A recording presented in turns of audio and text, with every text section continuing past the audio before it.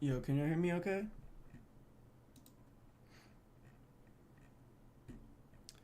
Man, it's kind of a crazy lag, huh?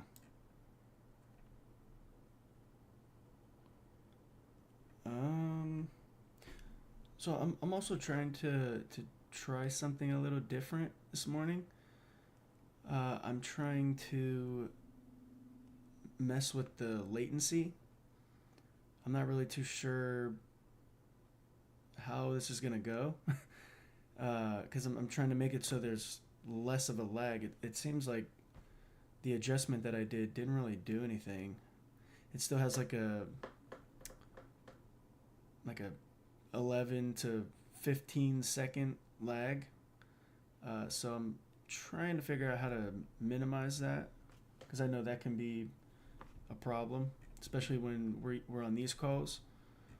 So so yeah, can all of you guys see stuff properly?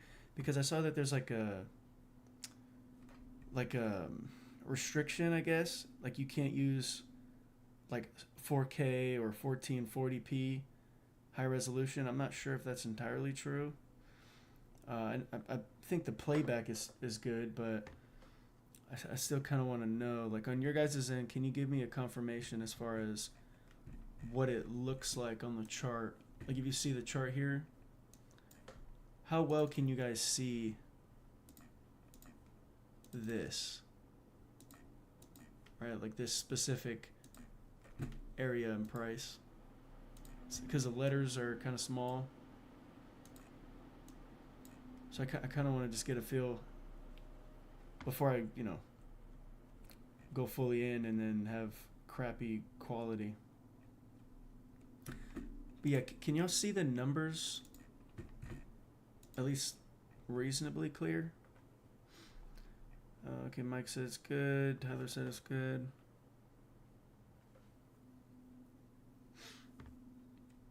Well, I guess I'll take your guys' word for it. That's good. Um, he said in full screen, yes. I guess that's normal. I think. I'm not sure. Yeah, good morning, everybody. Those of you that are just hopping on. But yeah, we'll see how this goes. I think it should. My computer should be able to handle it. Like all this stuff should work. But if there becomes a problem, just let me know. So then, um, maybe next time I won't switch the setting. I'm just trying to see how we could shrink the latency. So I mean, as you can imagine, it's very helpful. If we can do so. But yeah, so as always, I hope you guys have had a good week so far and had a good weekend, right? But yeah, so when we're looking at the news today, we don't have anything except some like light-handed news, right? Uh, it's not really too big of a concern. Doesn't really look like it did much at all.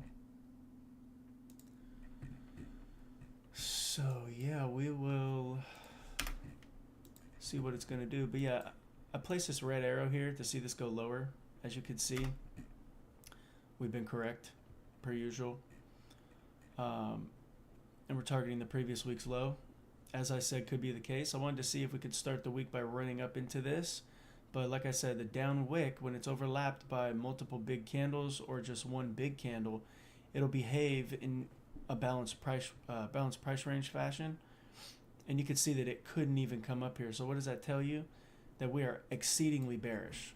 So if this market is super bearish, that may have an impact on DXY. We see that there's a correlation problem because the yields are supposed to basically influence where this is going to go pretty heavily for the most part. But when there's a cracking correlation between the bonds and yields and their relative assets that they influence, what does that generally tell you about the overall sentiment in the market or the condition in the market? Do you guys remember? Just let me know in the chat real quick.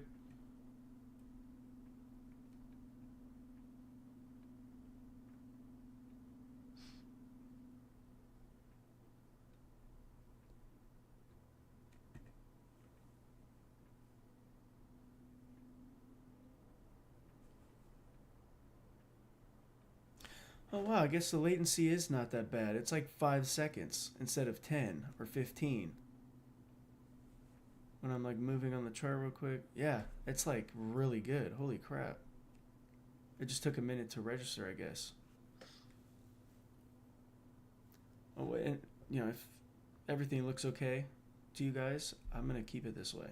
That is flawless. But yeah, so when there's a cracking correlation between the bonds and yields, you want to make sure you understand that the first I guess indication, right, for high probability or low probability is symmetry, market symmetry. Okay. Matthew said, real fuzzy on TV blown up. See, I kind of got a mixed bag. I got some people saying that it's perfect and some that are saying it's a bit fuzzy. Real fuzzy on TV blown up. Maybe you have to go in and adjust physically what your resolution is. So go to like the setting thing for like YouTube, click on the little gear and see if you can adjust it. I'm not sure if that's even possible on a live call. I'm not entirely sure, but I do see that there's a mixed bag, so I'm kind of not sure. But I guess at the end of the call, I'll get your guys' opinion on what you think I should do. Either after the call, you can send me a DM, or throughout the call. Because yeah, if it's a problem with most people, I'm gonna just have to deal with the latency being like 10 seconds. But that's a disclaimer for sure. There is a lag when you're on live calls, unless it's a Zoom call. It has issues sometimes. But yeah, so like I was saying, when there's a crack in symmetry between the bonds and yields and the assets that they are supposed to influence, like that full target met for the previous week's low. So this was a correct assumption. But when it's got that crack in correlation, you want to just cut your risk. You want to make sure that you are sure of what you're seeing in price. Your model has to be there. Kind of all the same rules, but extra caution needs to be seen or engaged with, right? Because at any moment, they could flip that switch and everything could get in line with what it's already supposed to be doing based on correlation. Right, so we do see that there's a crack in here. We're going to observe and see if that decline in the yields is going to have any impact on how this daily order block here responds in price. Right?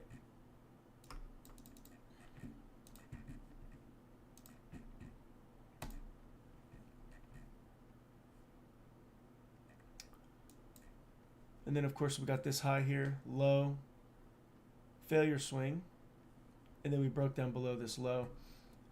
If we go from this low to that high, if it is going to be bullish, this is a pretty strong response that's overlapping this. So our last line of defense is the order block, 50% level, and how this fair value gap behaves. If we get up above this fair value gap and we overtake it entirely, okay, that is a problem, and we will see that as an inversion fair value gap, and then we would see the DXY look to run these highs in a low resistance fashion. Why is it low resistance? Because it's got a failure swing, right? So if it's running up and we're bullish, failure swings like this are going to be classified as low resistance runs, and then we will have basically seen this go from stops or inefficiencies, right? Discount, internal range liquidity, to seek external range liquidity, similar to how this took place here. You notice all the small candles as it's retracing, right? You see in hindsight that this ended up being a bullish trend. Okay? The down movement here reaching into that lower level, right? You could see the small candles versus when price was in line with what it was trying to do, aka in line with narrative, and they're really rapid, quick candles. So high resistance retracements for the most part, just like a good rule of thumb. When you're trading against the trend, think high resistance. Of course, there's other more detailed qualifiers that we can utilize to justify high resistance or low resistance. but just, it's a good rule of thumb, and you'll see this happen more often than not in terms of the characteristics of price delivery. So, and then price rapidly repriced higher. So we can see how this one kind of was in a hurry to get down to a discount from this low to that high. And again, we have this as our line in the sand. We do have an order block here, which is the down candle, preferably after a stop hunt. But once it overtakes that, that's a change in the state of delivery. Just like how this up candle here, the highest one, when it got broken, that's a change in the state of delivery, triggering in a retracement, right? At least we're not sure if this is going to be a retracement to then overtake this and go higher until we were to overtake this and then use it as an inversion. At least that's how a monthly chart on the DXY is not overwhelmingly looking like it wants to be bullish, unless it was to get up above this. We do see that there was a change in the state of delivery above this order block, coupled with a stop hunt inside of a quarterly fair value gap, right? Which is this, whoops, probably can't see that, which is within this quarterly fair value gap here, which we talked about for months and been utilizing. So we'll see, right? If it does want to get above this high here, that'll be a second change in the state of delivery, or a secondary order block that's created too. And then if it gets above that, we'll see how it respects that. This is a monthly perspective, obviously. It's going to take a while for us to see that. But once it gets above that and uses it again and rallies higher, that confirms order flow being bullish, right? And then we would need levels like this to be invalidated, basically traded through and closed below the 50% level, to then try to justify further down delivery if it gets above this high. Right, very easy, hopefully, to understand that. Not overly complex, but the first order block that's created, right, when it overtakes it, that's a potential change in the state, so from bearish to bullish. And then if there's a secondary order block that gets traded through, that's a secondary change in the state of delivery. Okay, and then that can assist you in order flow confirmation, right? If you have trouble trusting where price is going to go, and you like order blocks, but you haven't been able to see them be effective in terms of identifying a trend for a higher time frame, you can look at that tactic and utilize that. For example, that can be also utilized here, right? There's an order block here, overtook the order block, and if we create these consecutive up candles in here, and then we violate this low, right? If we were to move up in time frame, this may be one order block that then gets violated to the downside as well as the initial one on the daily chart here. So that would be potentially a secondary change in the state of delivery, confirming order flow is now going to stop being bullish, and has a pretty high likelihood of reaching lower in some capacity, right? That's not to say that it may not that it won't hit a PD array down here and then all of a sudden look to change and do the same thing but to the upside, right? With an order block here being taken and then creating another one and then violating it as well for a secondary change going to the buy side. So that's a possibility, obviously. But in terms of what we have currently, again, if we overtake this fair value gap, we've already gotten above this order block. Okay, this down candle was basically a stop hunt at a discount also from this low to that high. So the way I'm going to confirm if we're going to take these highs out is going to be us overtaking this fair value gap, creating another down candle, basically inverting this fair value gap, and then violating that up candle. That would fully confirm, if you want to be extra conservative and wait for further confirmation, right? You can do something like that and observe a secondary change in the state of delivery, right? So for now, we're watching what's happening here. This just simply, from this daily chart, looks like a retracement to go higher. I'm going to confirm that with this fair value gap, like I said. So hopefully that's clear, right? Unless it breaks down from this fair value gap and gets below it, it's a little bit questionable as far as whether it's going to go lower.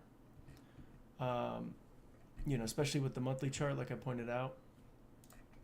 So we're definitely in a phase where things can either transition or they're going to end up continuing.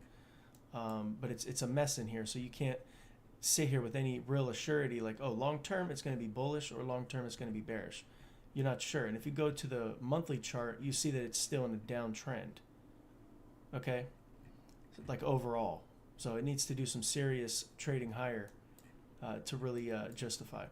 But for now, we'll go with the assumption that, you know, price hit this low at a discount. We've rallied up from, you know, these down candles.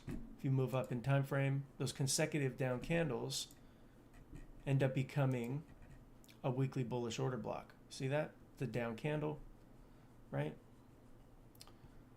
And yeah, we have an order block here as well.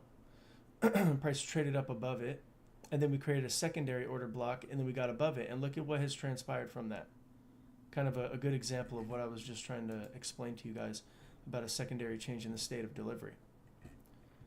Okay, so yeah, I just want to confirm one more time, how does the quality look in the video? If you guys could just mention that real quick, because mind you, I can't tell, right? Unfortunately, and yeah, so just shoot me a quick message. Give me a 1 if it's okay. It's good? Okay. For sure. But yeah, so another thing we have here too is the 50% of the order block. Okay. If that gets traded through, plus we have the fair value gap overtaken, plus we have this order block continuing to be respected to the buy side, we have multiple reasons to believe that it's trustworthy to continue going to the buy side. For now, we're just kind of inside of this fair value gap. You know, we're going to have to just wait and see what it does going into the open here with no red folder news. We're ahead of CPI. So any big movements that take place that are impactful in the overall narrative and where it's going to go, they may save it for CPI day. Because like I said yesterday, the news is used as a macro, similar to the timing macros on the lower time frame. It uses the news on the higher time frame for something very similar, like a similar process, right? So yeah, we'll see. And because there's not really any red folder news, we're waiting till 6:30 comes, the open price, for the AM session, okay? Because that's going to be where our volatility injection takes place. Okay, and if so hopefully that makes sense with what I'm looking for here.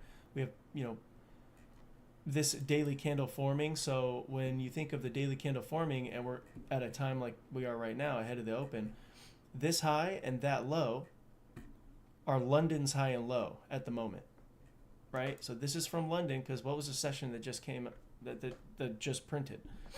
Well, it's potentially London's high here, okay, right there.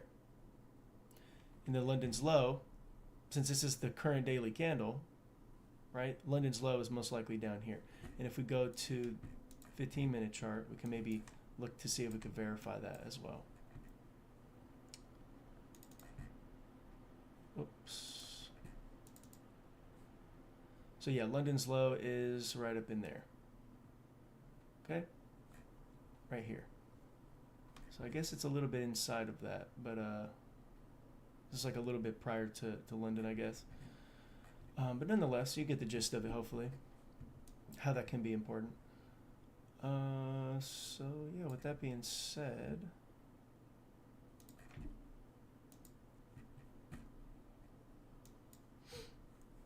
you know, we got a really rapid repricing to the buy side here for the DXY. Again, it's a little bit suspect that it was so quick, right? When things are very fast to start the week, it's very skeptical to trust that it's going to keep going. It's probably going to come back against that at some point before it does go higher, if it does go higher. But yeah, and then we can measure this out real quick. Get the quadrant levels of the daily fair value gap. And then just keep in mind that we have this order block. We see that the daily bearish order block here, which is the up candle here that got taken out, right, the last up candle, we can see that it's kind of in sync with the 50% of this fair value gap, 50% level. Okay, so that's an interesting observation to hold. So yeah, we'll see what happens. You know, this may also end up being a market maker buy model, so we're going to keep that in mind as well. There's just a lot of reasons the price may stall out, so we're going to just be light-handed on DXY, especially because we're ahead of CPI. And then when we we go to the currencies, right, we got the GBP USD. Basically gave a retracement. We do got these relative equal lows here, which are pretty obvious. And if it's going to target that, we would have to expect that DXY is going to continue to rise. So if that's going to be something that's in the cards, you know, we should be able to stay above this level here, right? It's basically a fair value gap with a volume imbalance. So we'll see if we could stay above that, right? We got stop hunt here. If we were to, we got above this here, right? This order block. So it's above it. So these down candles, if we were to get above this high, order flow will now be confirmed that it's going to try to target buy side. Otherwise, nothing has changed structurally in this price delivery, right? Like you could see what happened here, right? Got above this order block, created one more down candle, failed to stay above it, and then collapsed. So what happened? It continued to drop. And up candles continued to hold price. Up candles continued to respect price, aka order blocks. Right? Order block conversation, it can get real deep, right? But that's kind of like the gist of it for those that may just be trying to dig into them. But yeah, hold on.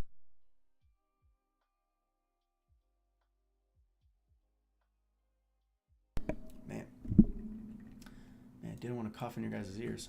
Sorry about that. So yeah, we'll see if this continues. If we were to break down below this fair value gap here on this daily chart, it would likely invert it. This current daily candle, though, it's looking like it's bearish. So if we go to the 1 hour, you kind of get a feel for what that looks like so far. Big run higher, and it's kind of just resting inside of this level. You can see the down candles here, respected, right? So we're kind of just in a mode of observation here. More so supporting the down move, simply because that's what price has been doing. And until things like order blocks get invalidated, you know, to the buy side, and fair value gaps continue to be overlapped and used as inversion levels to go higher, until that type of stuff happens, you know, we're going to continue to see if this can go down and try to reach into this more long term. And again, if that's going to be the case, we need to see DXY rally.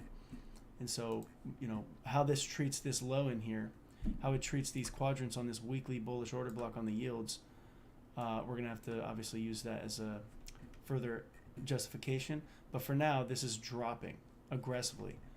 So I wouldn't be surprised if that leads to this fair value gap holding and us declining. But if that happens, then this area here should hold. Right, so you can kind of see the different scenarios that are in front of us, and how right now is a bit, you know, it's a bit more of a difficult condition for traders that don't understand these tools. So just kind of roll with the punches, and kind of just try to grab onto some of the things that we're talking about here, right? As best as you can. But yeah, we got these equal lows down here. It looks like it's reaching there. So we're going to stick to that direction until proven otherwise. What proves us otherwise is us inverting something like this, staying above it. It's not doing that.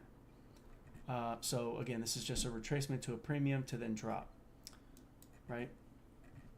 And you could see, you know, sell side was taken here with these lows. Buy side was taken up here. So this high to that low is our new dealing range. And we're inside of a discount here as we're headed towards the sell side liquidity, previous week's low here. This down here is wick quadrants, so we're going to use that as well for targeting if we do continue to respect this and go lower, which looks like it's going to be the case. So we'll see if that is something that can continue. And as far as the indices, we called for bullish indices this week. I said that I was assuming that this is going to go higher given the dropping yields, and look at how beautiful that has assisted us in our analysis. We caught buys yesterday in my private group, smacked that buy here. We smacked this candle too for a market maker buy model. So it has been a spectacular last 2 weeks, that's for sure. For those of you that have been spending time with us, especially y'all in my private group, because y'all just get more videos, right? But yeah, nothing's changed. I'm going to continue to support that. This is going to try to blow these equal highs out. So again, that is supported by DXY declining. So that is another reason why if we see this decline, this whole retracement was simply just that. And our need to see how this fair value gap is going to either hold or fail obviously becomes pretty important, right? It highlights the importance of what I've just mentioned about it and why we're at a decision point in the DXY and have to hold a light-handed, flexible view on what the DXY is going to do, because this is going to be very impactful. And again, higher time frame levels, if they're going to react, they need red folder news events.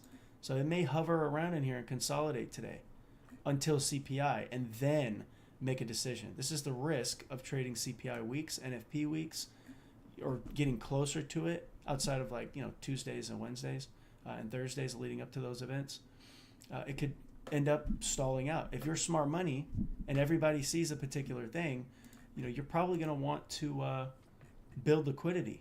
If you know that there's a huge news event coming that's going to literally create a bloodbath and just totally obliterate people with heavy volatility, that's the way that they operate. So we have to keep that in mind. But yeah, so again, I'm still favoring that we're going to get up above these highs here, right? We may run up into that, take that high ahead of CPI, and then, see a reversal potentially, right? That's a scenario that we could see if they want to rip DXY higher and then invert that fair value gap. You could see how you could start to paint different scenarios, and at times you're going to have to just really deal with that. Just wait for more information. But for now, right, looks like we're kind of stalling a little bit. I wouldn't be surprised if we do drop lower for power 3, dig into some of this range in here. Let's go see a little bit lower time frame, see what we can gather.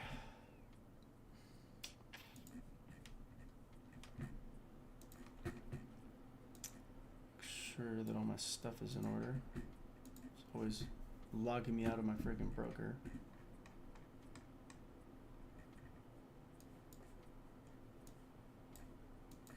Yeah, so I wouldn't be very surprised if they do want to try to dig a little bit against what's happened, because again, when there's a fast-paced move that takes place early on, going into Tuesday and Wednesday, a lot of times they're going to use that sentiment to try to pull back on people, because everybody and their mama's trying to buy. I said this yesterday in my private group. Everyone's trying to buy when you see a fast start to the week. Everyone's thinking that they're missing things, and everybody sees the equal highs up here. So again, if you were smart money and you were vicious, okay, and you wanted to hurt as many people as possible or make it as manipulated as you possibly can, you're not going to send price quickly to a very obvious target. You're going to take some time, especially if there's a news event like CPI coming.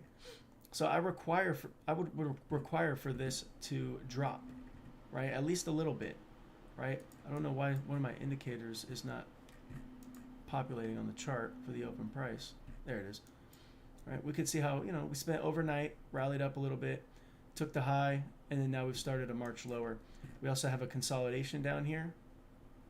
Okay, we have a accumulation, reaccumulation, possible smart money reversal from this high. Okay, if you take it from this low to the high up there, right? Relative to this current range that we have, that we're looking at on the 6-minute chart, this low started the move, right? It's the most aggressive move. So equilibrium's down here. So discount is also down there.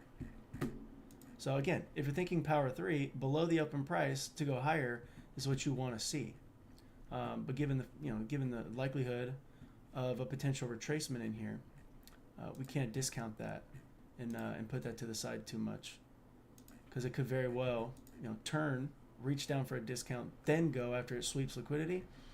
How it treats this accumulation area in here is going to be a pretty solid determining factor as far as whether this is going to be a market maker sell model targeting these lows prior to us reaching into the buy side up here, or if it fails to even get down there and it fails to deliver this as a market maker buy model or show signs that that's even going to be the case, we'll be able to see if a shift in market structure here could then try to ride us up to the buy side. All right, but we're going to let things print a little bit, let a little bit of data go. Right, we're not missing any moves. We're letting the price open up a little bit and give us more intel we could see these three indices, right? They're all pretty much still holding this. We do have SMT here between the Dow, S&P, and the Nasdaq. The Nasdaq made the lower low. So again, this is an example of the Nasdaq being the weaker asset between the three, which I've talked about this recently, how that's generally the case for whatever reason. We do have SMT at the highs as well.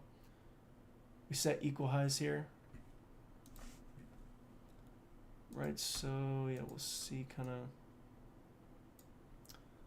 what that wants to do. If it does break down below this low aggressively, then again we have stops down here from overnight or from yesterday.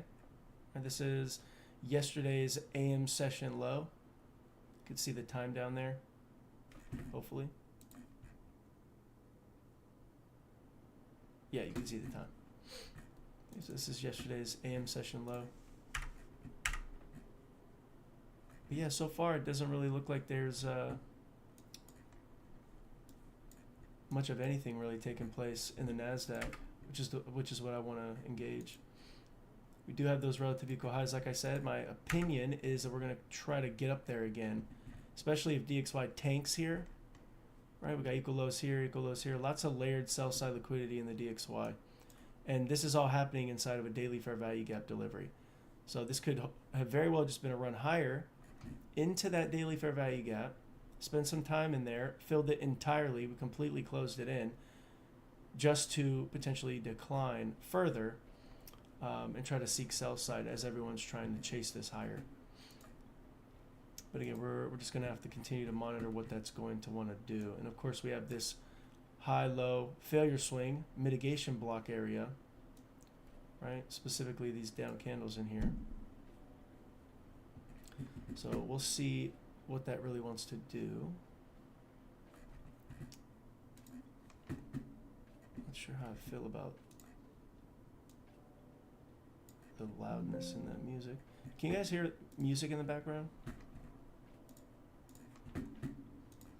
If you do, let me know if it's too loud. I'm trying to keep it as low as possible.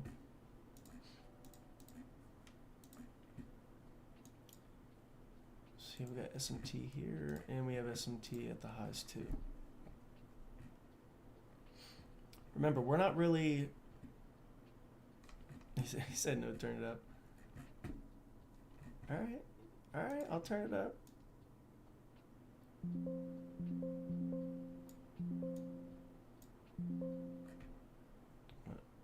No worries. I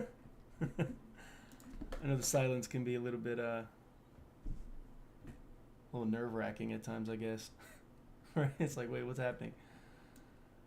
But yeah, so we do have the SMT at the lows and the highs. Because that's the case. When you have two SMTs, basically a failure swing here. If you go look at the Dow, we got a higher high. S&P lower high. Nasdaq lower high. And we have a lower low here in the Nasdaq and higher lows in the S&P and the Dow. When you see that, you have to trust what DXY is doing. If DXY is going to decline from that daily fair value gap and we displace above this shifting market structure with S&T at the lows and the other two indices rally aggressively, even though the Nasdaq is the slow, cracked in correlation asset that we see here, that would be a good confirmation that this bullish SMT is actually the better option, the more trustworthy option. So, see, that's kind of what we're going to be observing here.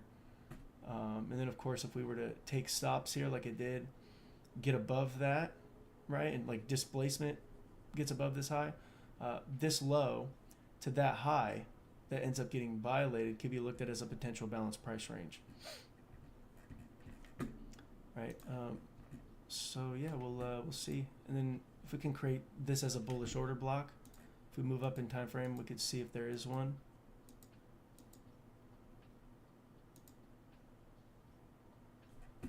Yeah.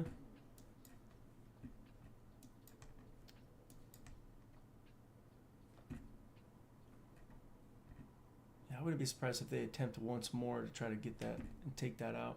It's just the 30-minute chart we do have. Let me see if I can go to the one hour. So yeah, the 1 hour we do have a fair value gap in here.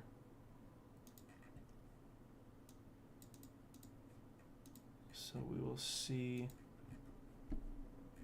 how that wants to be respected or not. Again, if it was to get above that and then use it as support, okay, that's a good sign that we're going to continue to go higher if DXY gives a strong displacement, which we do have targets here. Target here. This one did take stops there, but we do have this failure swing in there. So there's built up liquidity in there. Then we got some down here. I mean, you could see the layered liquidity as price was moving up into that daily fair value gap. So if it is going to turn into a down movement and it displaces lower, these are beautiful targets that price is going to have to breach. 1, 2, 3, 4, as a reaction off of the daily fair value gap.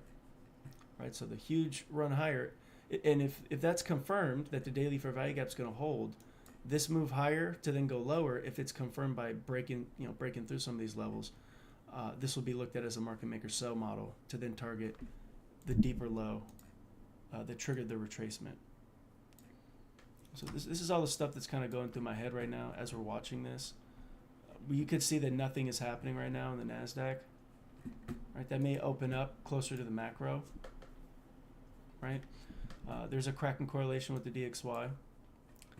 So again, I'm gonna be very patient, as I always am, and not force anything and just let price print. And if it takes off here, gets down into these lower levels, like I said, we may very well see the DXY rally. And if it does do that, we could look at this as a market maker sell model, and then adjust our target down to these equal lows rather than just seeing this retrace to go higher. We do see that gold and silver have attacked the target. Right? They're almost there. It's almost to the equal lows. If this drops, again, that it does very similar things to what the indices are going to do relationship-wise to the DXY. They're kind of reverse correlated to the DXY.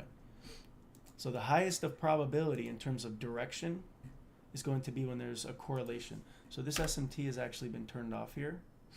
We do see that there was consolidation, rallied up, took the stops, and now it's declining. So we really got to see what price is going to do in here. If it retraces into this fair value gap here and then uses it as resistance, then it's just starting to build the narrative that it's going to target the low down there, or at least a deep discount. Right, this is equilibrium here. All right, and again, this is not unreasonable. And it's actually very common to see this type of thing take place. When Monday is very quick, expect that you want to see you want to see the asset you're trading go against what happened the previous day, especially if it's on a Monday, because a lot of times, even if it's going to go higher and not really have much of a deeper manipulation below the open price on Sunday, even if it's going to still go higher and it does this, it could still do something like this. Dig lower. Why? Because there's stops below there. There's stops resting below this low. Anybody that was bullish is now being taken out. They're being scared, right? They're taking them out now. So this is why when it is super bullish like this, you don't just go into the AM session right when it opens and start looking for buys. You need further confirmation, because it's probably going to target against what your overall view is. And most of the time, people would take losses trying to engage too quickly without having the patience to wait. We're not missing anything by seeing this move drop. If you were thinking short, maybe there was an opportunity in there for you to target. I want to see these equal highs get taken. That's the move that I want. Not every trade is equal. Not every scenario is equal. Okay? And again, you need to be able to know what you're targeting and why. And if it's not going to show you what you're targeting is on the menu, you have to be able to tell yourself, yeah, this is not something that I want to really try to engage against, what my overall analysis is. I want to wait, right? Look at that. Anyone that took a short chasing that, what are they thinking now? They're probably terrified, probably getting scared, right? So we'll see. We'll see what happens here. We do have these up candles that have not been formed, so we'll take a look at what that looks like. So we don't really have much of an order block there. We do have this up candle, right? So if it breaks down below that, that is definitely something to monitor, how it responds to that open price, right? And then of course, if it drops down, breaking through that order block and then creates another bullish order, another bearish order block, right? Like say down candles happen here, then up candles happen here, back into this order block, or maybe it falls short. But then we see price do something like this, right? And go lower. Change the color real quick. Again, that's another good example of the secondary change in the state of delivery. One order block changes the state, potentially. There's possibilities taking place there that it could drop, and respect that. Once a secondary one occurs and it breaks through it, and you also think about the 3 PDA rule, okay, that triggers in a potential confirmation that we are going to dig a little deeper. I don't believe that we'll dig too deep. If we're going to be bullish, we want to see this act as a balanced price range here. Sell side taken here, buy side taken here. So it's reasonable for them to want to drop a little bit into this, given the fact that Monday has been so aggressive. This 8-hour time frame, this 8-hour perspective, you could see how this high, low, higher high. We also have an up candle here, right? So that up candle led to a high, dropped down, took out the low. This is a breaker potentially forming. Preferably we will stay above the wick in here. Like this is definitely like a line in the sand overall. Narrative does not change just because we see price going against the overall direction at the moment, right? This is picking a top if you're trying to short, right? And again, you got to make your own decisions with that. And I'm not here to sway you one way or another. I'm just here to give you my opinion, obviously, which isn't financial advice. But you gotta consider these things. The higher time frame's king. Just because this drop has taken place super early in the session doesn't mean that this is now going to short and target the low. We need more evidence for that. And that requires patience, right? Obviously, experience too, to be able to submit to that. Because I guarantee there's people in here trying to execute something right now just because they see it going lower, or assume that because yesterday was going higher, they're probably trying to toss buys in. We'll see what happens with the DXY here. If it gets outside of this, it's definitely a good sign that we may, in fact, dig a little bit deeper. We're getting closer to a time that makes sense, the macro. So, we'll kind of see what it wants to do there. These are pretty heavy displacements, right? So, if you were short, hypothetically, there was that SMT at the highs. There was a run on stops here. Shifted down below. I wanted to see the reaction below this low, right? I didn't want to take a short because the possibility of it hitting that and then continuing the buy side delivery, just like manipulating to go higher. But if you were short, right? If you did have an idea of short and you're an independent thinker, there's justification here for the YouTube model. SMT at the highs, target down here if that's something you wanted to target just on a short-term basis, right? Fair value gap, price came into it, right? These up candles, the 50% of that, the whole entire range there, respected the 50%, and price basically took off. Right? This is not a trade that I wanted to take today. So as a result, I'm okay with missing the trade. I want to see when we're going to be able to get these equal highs, because that is my overall objective. DXY, you can see the turn here taking place. So that may, in fact, continue to allow for this to drop. You can see that kind of happening right here. The inversion FVG here, the 1 hour fair value gap, it's now being used as an inversion. Any buys that are going to take place, if they do take place today, would require us to get beyond the 50% of this inversion fair value gap. If not, we're just going to continue to keep diving lower. We are about to hit a liquidity pool that makes sense too. From yesterday, we have that swing low that I mapped out here for you guys. And I think it's also equilibrium, like I talked about, within the range. Yeah, right here, this is equilibrium.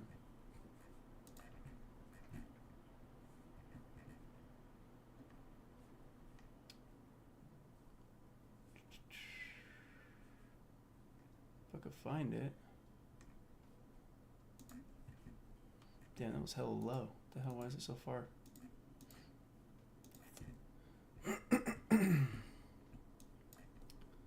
So yeah, we are overlapping this fair value gap.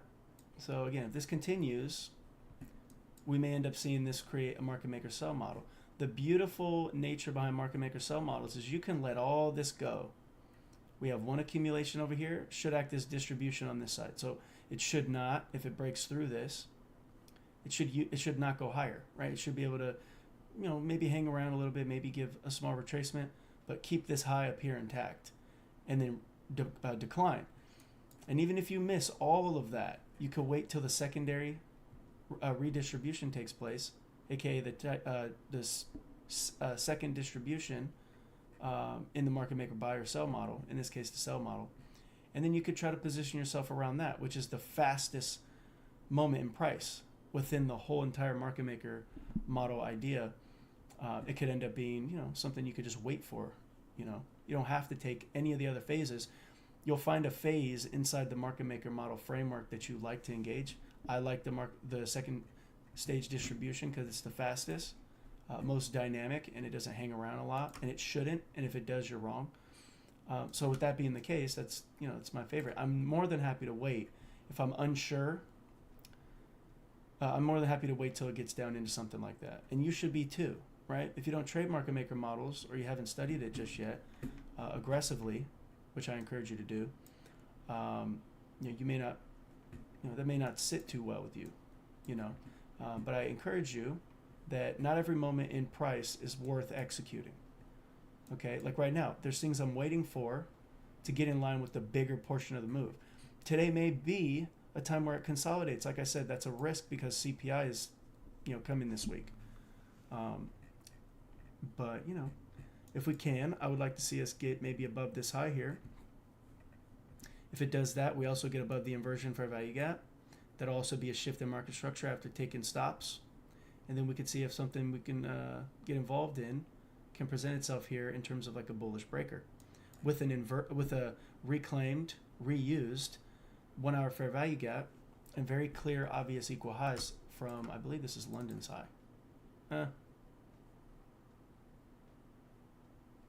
Okay, I guess that's more of a previous day's high, but that's nice too. Hopefully you could see the framework that I'm trying to lay in front of you right now and what I'm waiting for.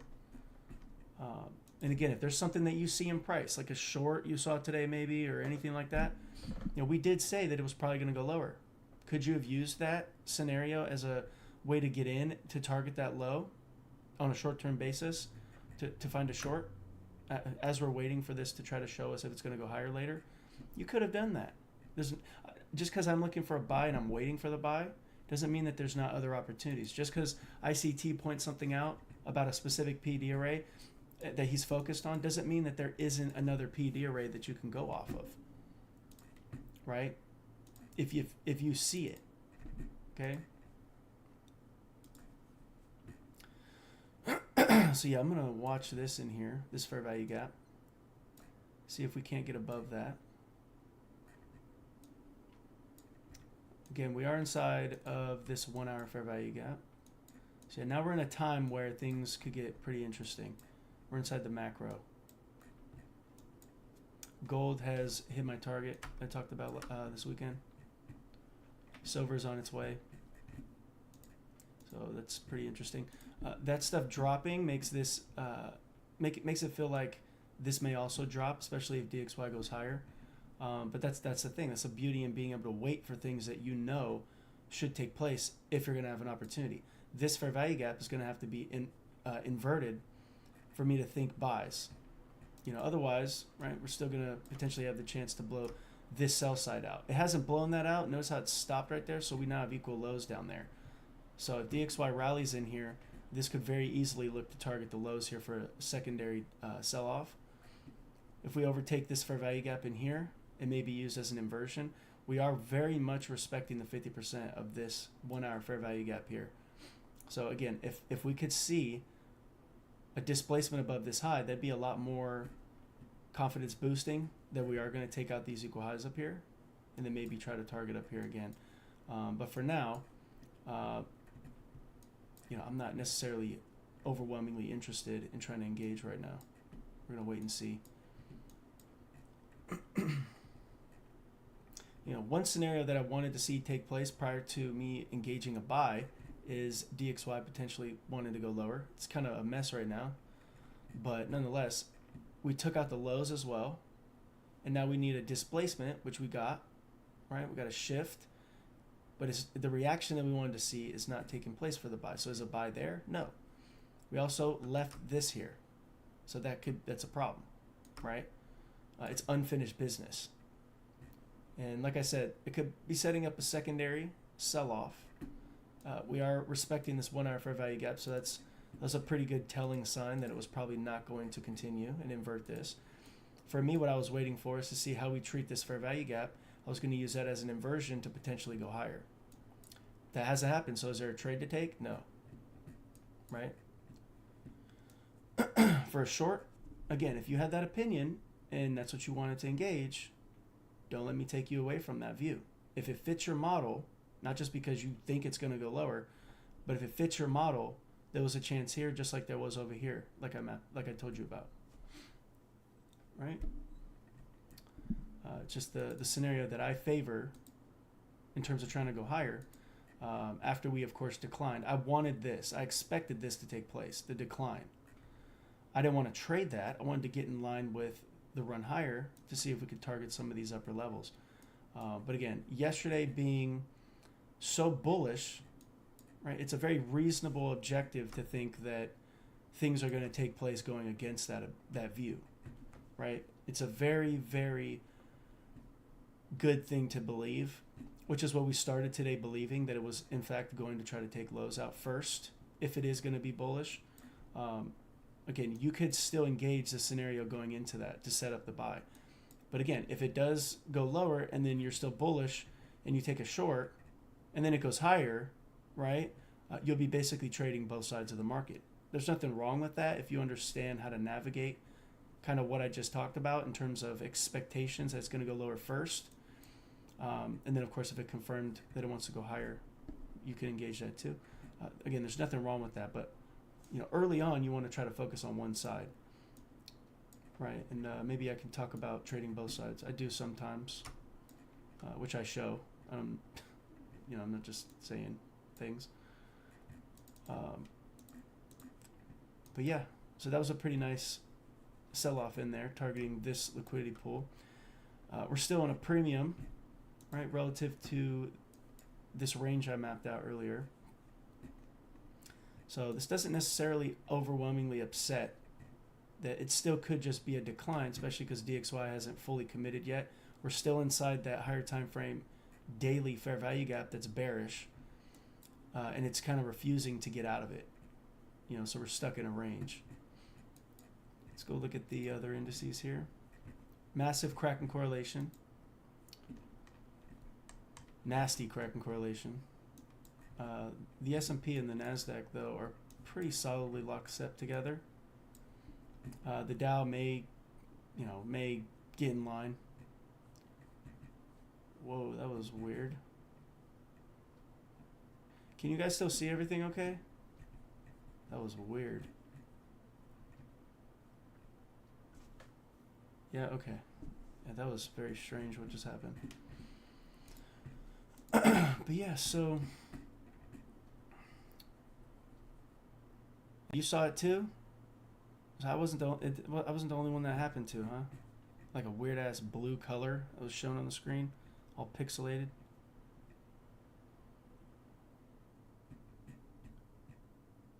That was weird. Hopefully it looks okay still.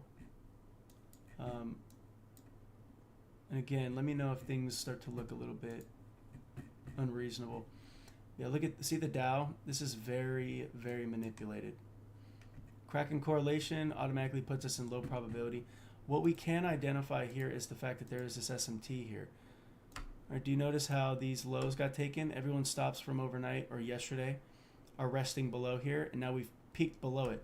So let's see if there's a response that comes as a result of this.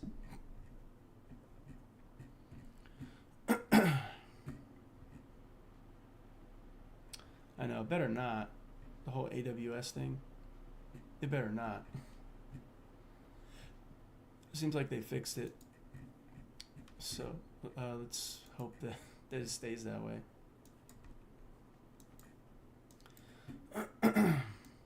Yeah, you can see what they're trying to do here. Everybody sees these highs. So what does smart money do? Like as smart money does, they basically pulled against it. They're stalling out. What is that doing to the psychology of a trader trying to chase buys? Their patience is being tested. Their willingness to wait for the setup is being really tested.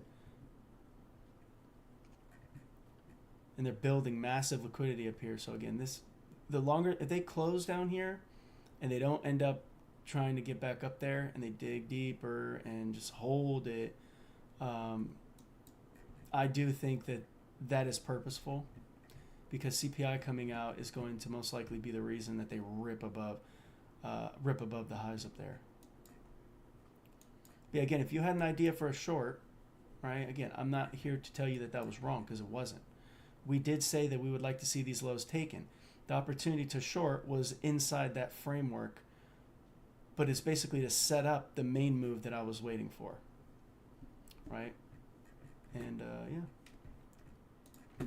So again, if you had a thought of a short, you're not incorrect, right? And again, we had that low here looked at as a first prerequisite to try to seek a buy, right? And of course, assuming that yesterday was being so bullish, given the fact that it's Monday, going into the AM session, it was expected that it was going to decline into that. Something else you could use for that framework, this run higher to go lower, that's also a market maker sell model, right? On a smaller scale. You could see that the short has been very high resistance delivery.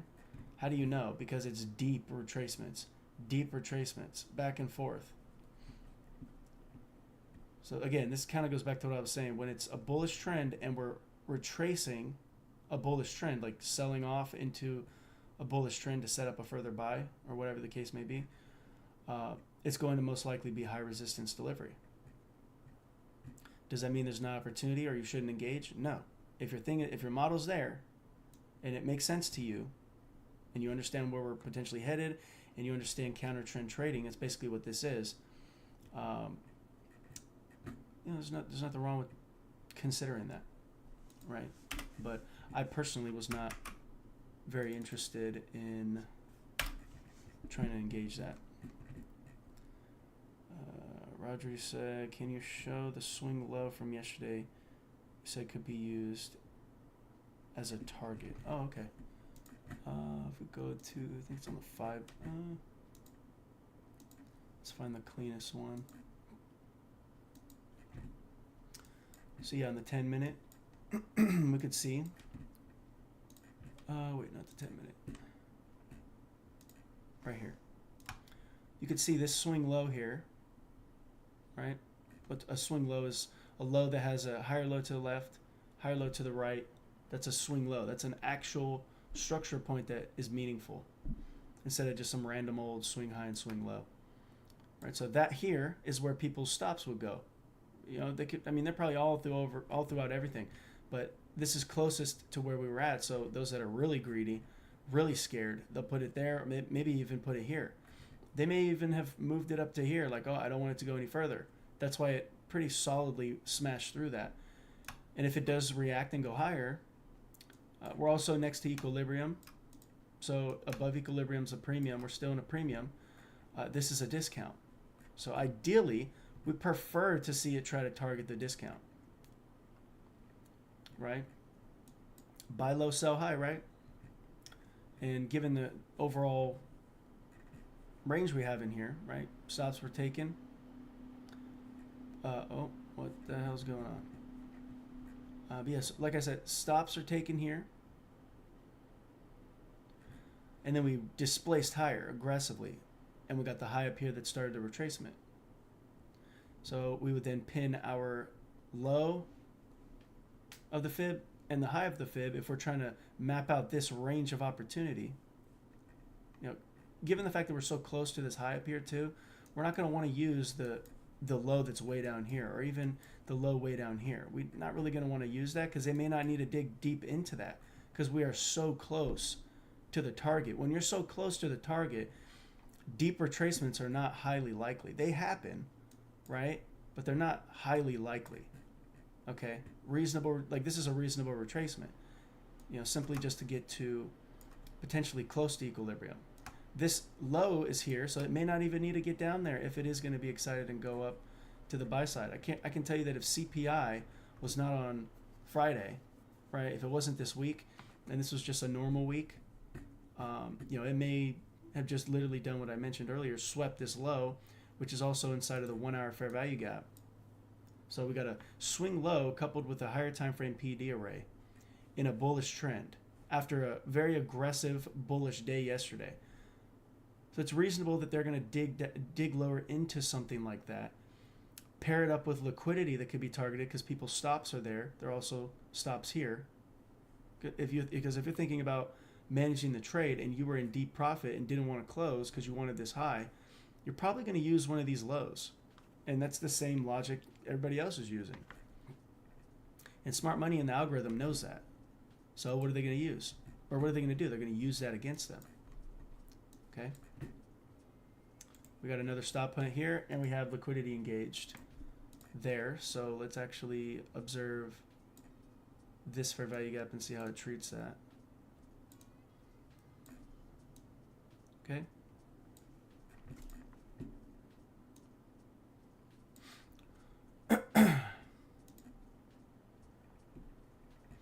Something to consider here too, right? We got a low, high that took out a buy stop. Lower low if it closed below it. So this down candle here, if we get below that, we would like to watch that as a responsive level in terms of a breaker, a continuation variation of the breaker.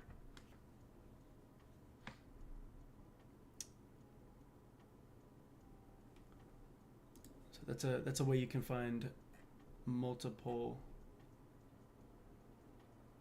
potential execution ideas or frameworks as price is moving. Maybe the initial one was up here. As it's moving, you literally just reset the rules.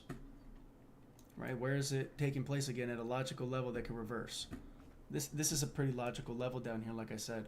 So if they're going to turn, I would really like to see them turn here because they've already taken liquidity. Now we got this here. So I'm definitely going to watch that.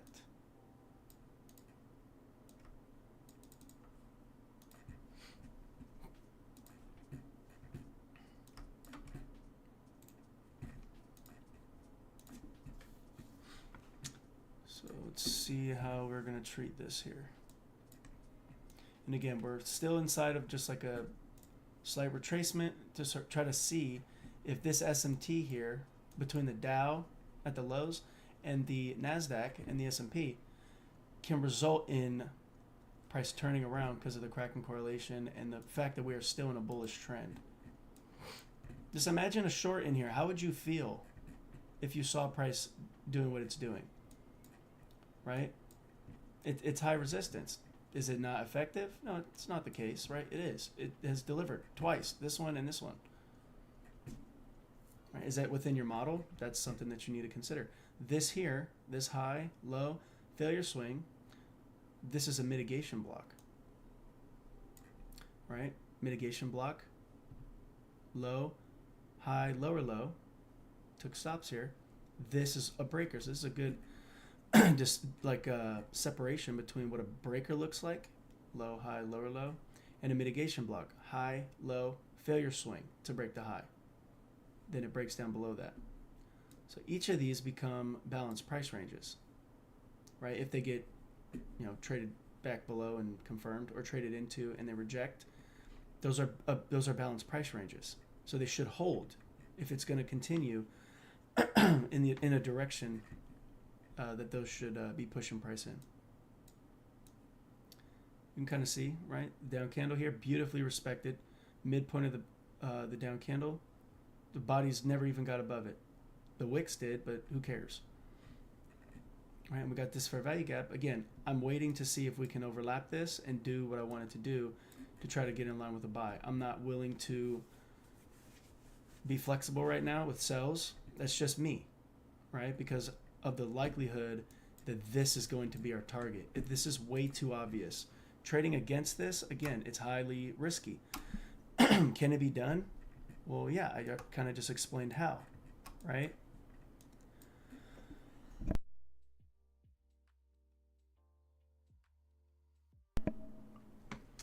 I don't know what the hell's happening right now.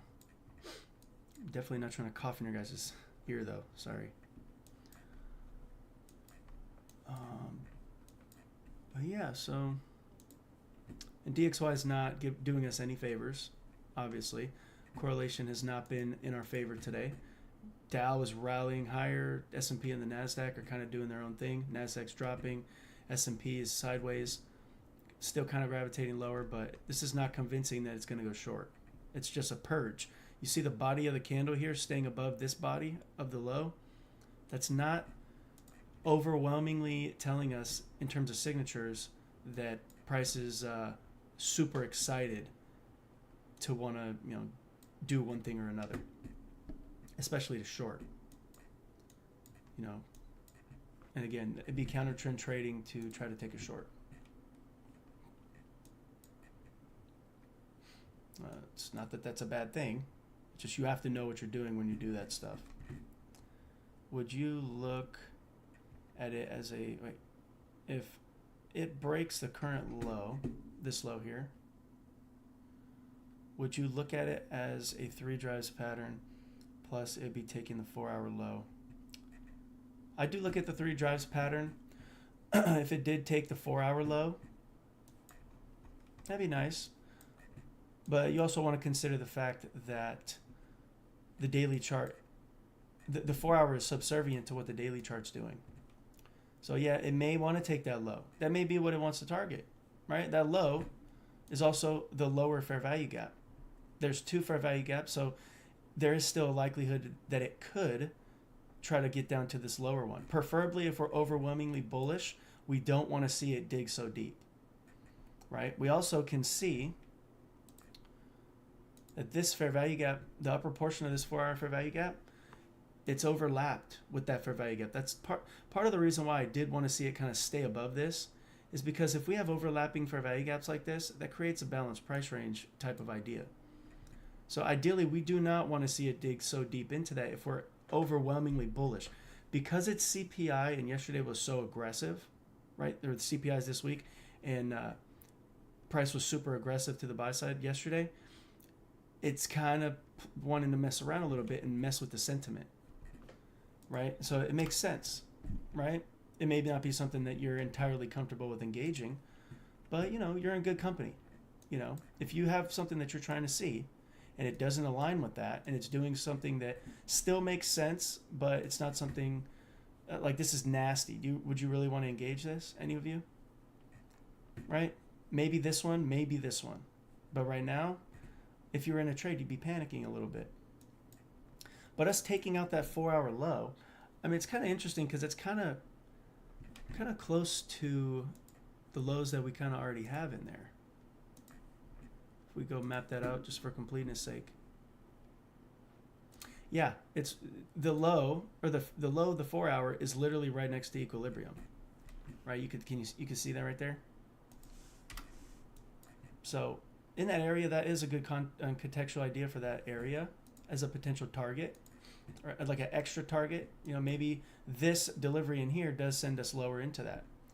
This is kind of suspect, right? And I am definitely watching what this is going to do for inversion's sake. Let's see if this low is going to be significant. But yeah, I wouldn't say that what you're saying there with the 3 drives assumption, I mean, that could also be something that it may need to do to lead to the rejection, right? It may be something that it needs to do. We're not 100% sure of that. We do have this 1-hour fair value gap in here, kind of holding. You can see it's really, really respecting the upper or lower portion of it. DXY is declining. That makes me feel like this is getting more and more likely that this is going to be a turning point, especially with the SMT here that's so in our face, and the fact that we got those equal highs up top, which is our main narrative. All right, so now we're getting up above this.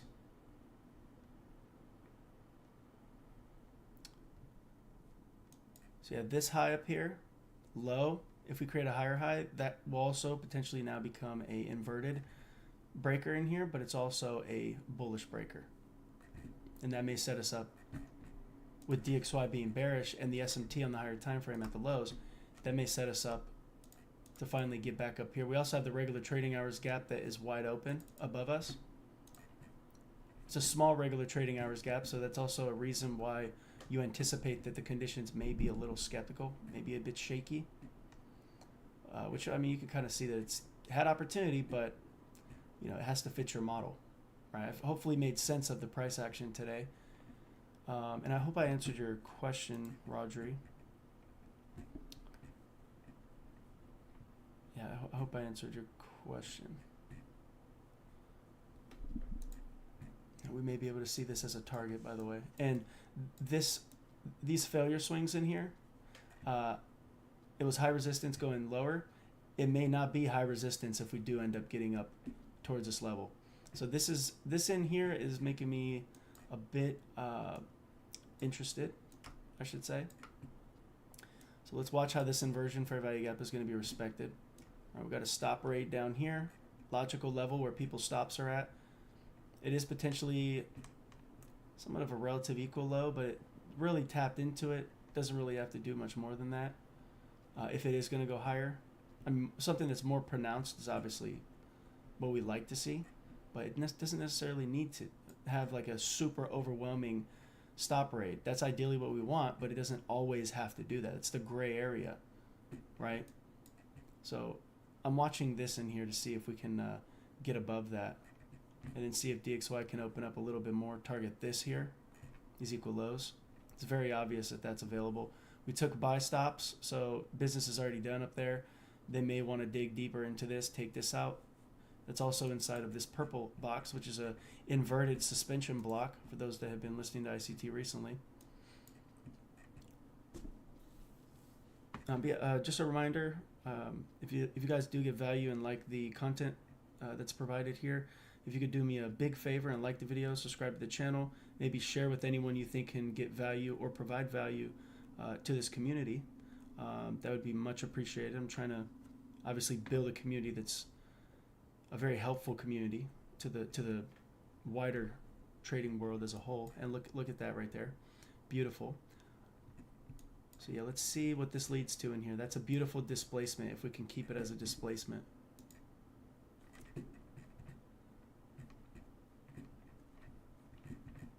So yeah, it looks pretty nice if you ask me. See what that leads to.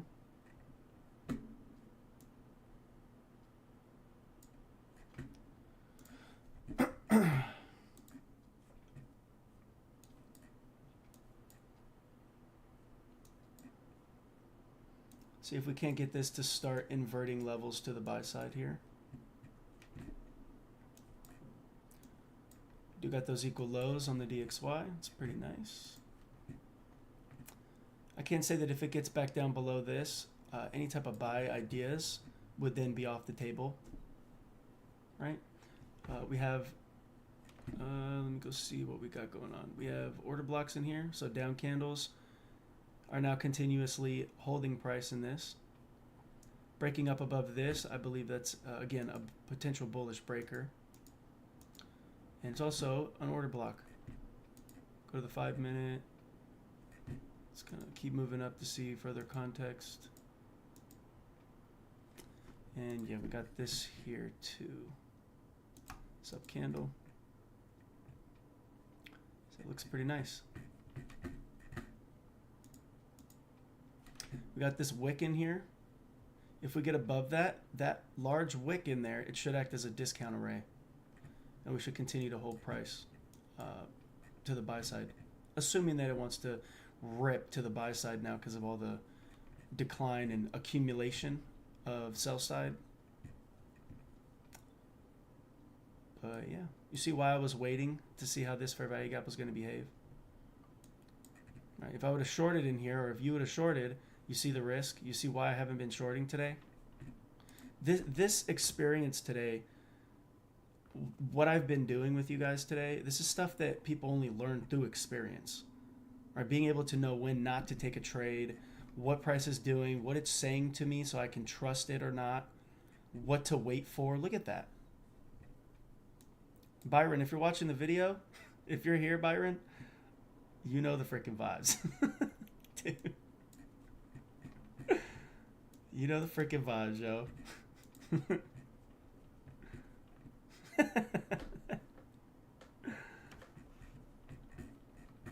Colors are important, by the way.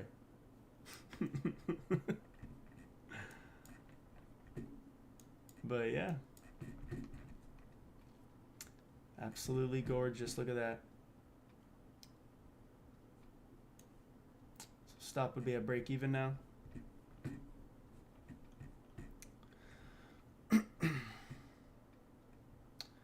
For those that are in the private group, we used a razor model in here. And the YouTube model,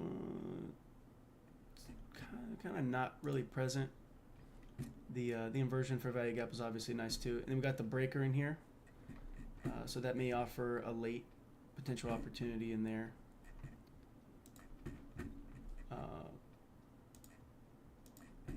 So yeah. See if we can't get above that high in low resistance fashion.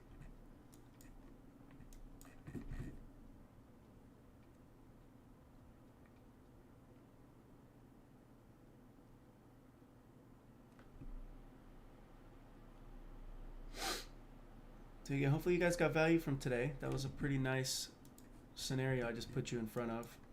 Very nice navigation of price today. Unfortunately, some didn't stick around. That's why you got to stick around. This is why you got to stick around. Just because I'm not sending out an entry right now doesn't mean that something's not going to come up. But then again, I think it's actually a good thing because it shows who doesn't have any patience, and it shows who isn't worthy of getting the skill set. And I mean, that's just kind of the way it is. That's why, such a small percent of people win. There's no patience. It needs to be, I need to be in an execution right now, or I don't have time. I'm gonna go look at Joe Schmo over here using stochastic or whatever. Right? It's sad. Right? It really is. But yeah, so hopefully you guys got some value in here. Yeah, Mike, absolutely. I like that you've been using and observing that, the new model I introduced. Yeah, hopefully it's easy enough, right? Mike, you're pretty new to the community too, and I've been seeing you use it and mention that you've been messing with it, so I'm glad it's been helpful to you.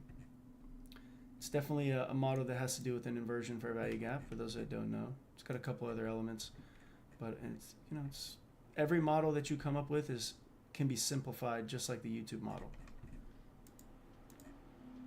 Damn, look at the Dow. Look at the freaking Dow. What in the world is happening? So now we're returning to the potential breaker idea.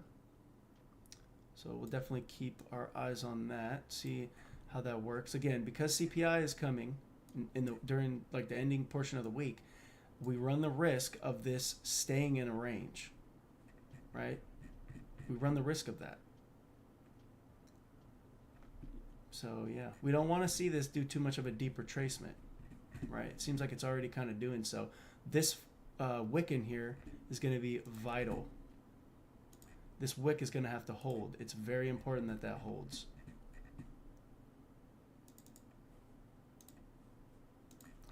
Measure that out.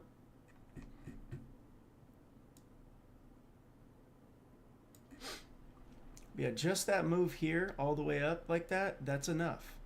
That's like what, I think 30 points, close to it. 33 points-ish. A little bit beyond that. It is turning into the breaker in here, so that's kind of something that we're monitoring here.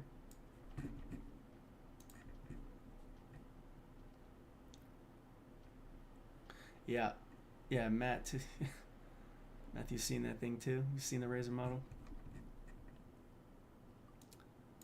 It's definitely a pretty damn good model. And when we're correct, it should have rapid speed. And today is a good example of that again. We've been doing it for weeks at this point, showing examples of it. I showed a couple examples even before I introduced it. But yeah, it's no recreating the wheel, right? It's no, stuff outside of ICT's concepts. It's just using his concepts and, piecing them together. Yeah, so this here is about to stop at break even. So that ended up unfortunately becoming a break even trade. I could have, not rushed it so soon. But it's kind of just how the cookie crumbles. I wanted to see if we could get a little bit further, but this is a good example of why I say 20 to 30 points. You want to get those 20 to 30 points, especially when you're on a week like this. If you don't, you run the risk of this happening, right? Coming back, stopping you out, hitting you at break even, or a little bit in profit. So turning a profitable 30-point trade that should be a baseline is very easy to capture into something that you basically left money on the table. Today, I left money on the table right now by letting it come back like this. I should have followed the rules that I pushed to you guys, which I normally do pretty much 100% of the time, except today was an exception. And it's the deciding factor from a break-even day, from a losing day, versus a day that you could have captured the baseline 20 to 30 points, which is all you need. You can live there. That 20 to 30 points can be $200. It could be, $2,000. Okay? Like, it can be spectacular, right? Because everything can be scaled. And that's why, look at that. Pretty nasty delivery. Nasty reversal. Let's go kind of see what's happening. This huge crack in correlation. I mean, you can kind of see what the behavior is as cracks and correlations arise. All right, we still got the yield still declining. We still got the bonds rallying. That's supportive of buy-side delivery in the indices and currencies, downside delivery in the DXY. We still see that this is somewhat respecting this still, right? It's not really blowing past it, not really, reversing. It's kind of just stuck, right? And it's inside this PD array. So, again, we're just going to have to continue to monitor and be flexible. We can kind of see that this is respecting this too. It hasn't really done much, right? It hasn't exploded beyond it. Hasn't, or to the downside, hasn't really done much to the upside. Currencies have just kind of been stuck from this low to that high. You see we're at equilibrium as well. So when we're at higher time frame equilibrium, it could be stalled. It could be stuck, not really do much. But yeah. So we'll see if it wants to continue to dig a little bit deeper. We still do have the equilibrium down here. Given the fact that this is basically invalidated this breaker, I'm not interested in seeing buys at this moment. We'll see if this can be used as an inversion or a continued reclaimed fair value gap. And then try to get price to go lower in here.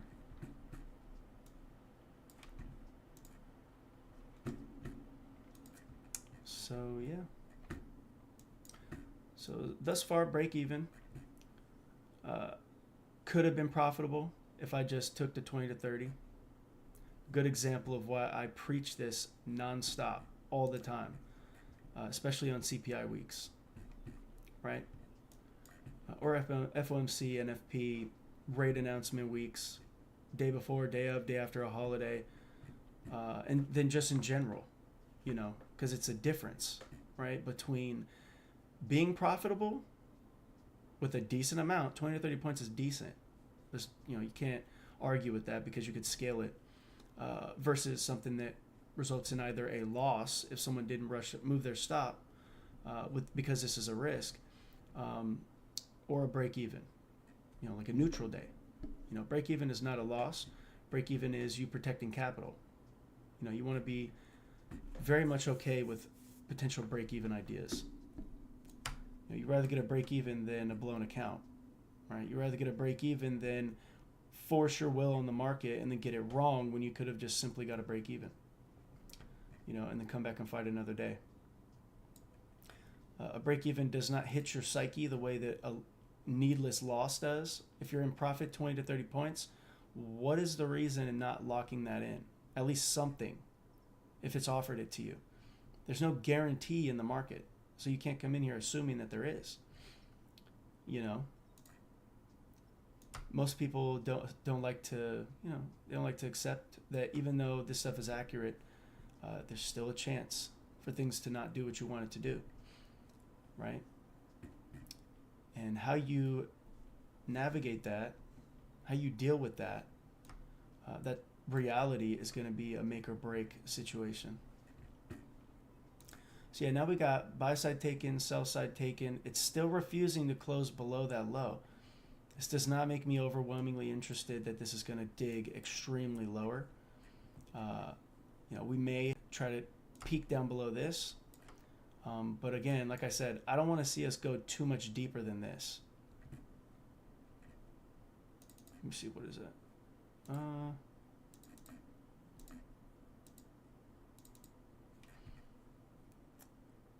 I think this is, that's a weekly wick 50% level.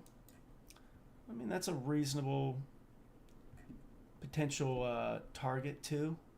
Could just tap into that real quick, then use it. None of this turns off the fact that we are still higher time frame bullish.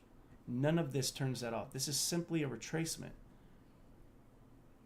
right? And then we got these equal highs up here. So, again, that does change. That does somewhat change. I don't think this is a possibility. I mean, anything's a possibility. I don't think it's highly likely. But this does change the view that this high is near term going to be targeted. If we set up like another bullish candle in here, and then it displaces below it again. Because there would be one change in the state of delivery. Well, this one's the highest one. One change and then a secondary change if that was to take place. So that's a really important factor when it comes to confirming or denying a specific institutional order flow. And again, DXY has not done us any favors. And you can kind of see what the Kraken correlation and consolidated DXY does, like what it looks like in the indices. Again, there's been multiple opportunities for sells and one really logical buy that obviously, it ended up turning around. But 20 to 30 points was offered multiple times. Hundreds of handles was not, right? It doesn't offer those every single day, let alone offer you something within your model that fits that 100 plus handle run criteria. Those aren't things that happen every minute of every day. So you got to be very selective. Like where you're going to take the trade. At higher time frame PD arrays, it's very useful, right? We were breaking inside of this 1 hour fair value gap. We basically have filled in the whole 1 hour fair value gap. So the fact that we got below it does increase the likelihood that we are going to dig lower versus going higher in this moment. So maybe this was something when it inverted, maybe you thought, okay, well, we're still not at equilibrium. Let's see if we could target from here to equilibrium. Is that a scenario, right, with the inversion fair value gap? If that makes sense to you, there's nothing wrong with understanding that and thinking there's an entry there. That offered 30 points, right?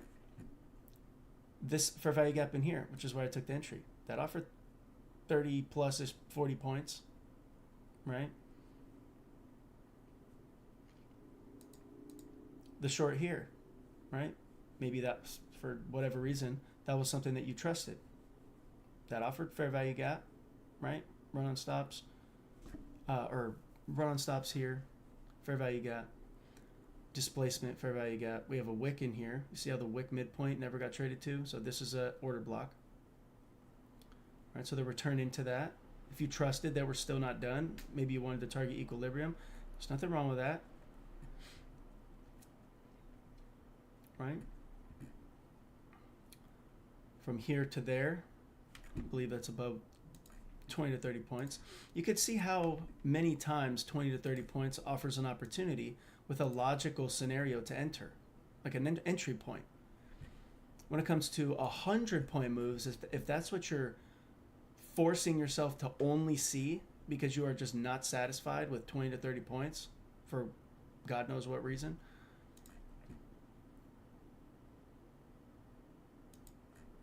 you barely had a chance to get one move. And who knows if that entry was afforded inside of your model. Who knows? I don't know. Because maybe, you know, a lot of you guys, you know, may have a different model you use. You know? So if you're not satisfied with reasonable targets because you're social media drunk, okay, you're going to have a hard time. What you just saw take place here with price coming back to stop me out at break even, you know, those are the types of things that you'll deal with a lot, right? Especially if you're new, right? If you have more experience, obviously, you know, it's not going to happen all the time. Like you know, rarely comes back, not rarely, but it does happen when it comes back to the entry, when we call it out. But then it runs. Most of the moves that we've called the last 2-3 months, we've been at the lows and at the highs or close to them. You know, and of course, I've shown that live with my private group. Some of them are here, and they could kind of testify to that as well. So it's when you know what you're doing, it becomes less likely that break even's going to be targeted, right? Because your positioning gets better, and the contextual ideas behind your trades become more dynamic, more detailed, more accurate, more powerful. But you know, you want to make sure that you're cool with 20 to 30 points. And if that's not something you can do, it's an issue. So a change in the state of delivery is specific to an order block. Basically, when a down candle's formed and it trades above it, that's a change in the state of delivery. Context, right, with the stop hunt first, obviously makes it very more, like much more dynamic, I guess you could say, and meaningful. And a shift in market structure is something like this, right? Stop hunt, price shifts above a swing high, right? They're kind of one and the same, because if you take this down movement, it's a fractal high here on the 2-minute, but on the 5-minute or, you know, upper time frame, it's an order block, right? So time frame to time frame, it may vary. They're kind of very similar. Look at this. So they now took the low. What Roger talked about earlier was a 3 drives pattern. That may very well be what we're seeing in here. We've now inverted this fair value gap. I'm not too sure how I feel about this because it's a mess. It's not characteristic of price being reliable with this being so nasty like this. This stop hunt, though, makes it a little bit more likely, though, if it is going to go higher, that they've now purged out the last of the people trying to buy, and we may rip to the buy side now. We still have a cracking correlation with DXY. So it's highly risky in here to even consider going back in, you know. But if it does go after this, it'll rip. It's not going to go slow. It should rip people's face off because everyone's in here totally messed up. You know, their mindset has now been totally ragdolled, and now they're doubting the fact that price is going to go higher, right? Do got this inversion for value gap here, so that's kind of interesting.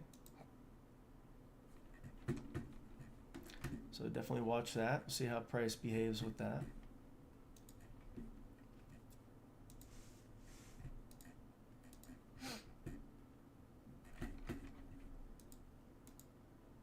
Yeah, the Dow is just absolutely ripping people's face off. It's insane.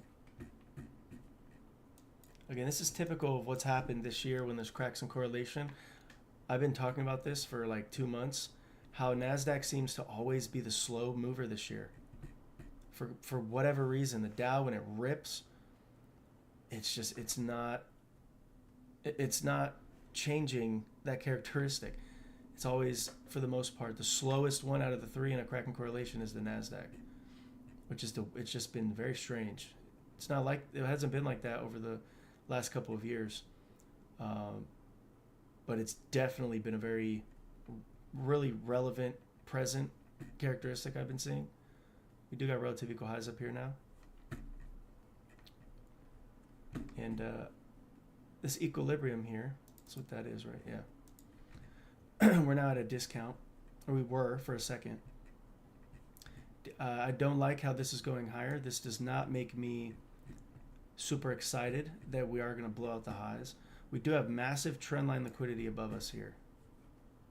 Just another reason why if it does want to go higher, it's going to rip their face off, given the fact that they've sucked in everybody trying to pick a top or use the highs as strong resistance, right, on that higher time frame. I mean, it's building more and more reason why they're going to potentially rip their freaking face off.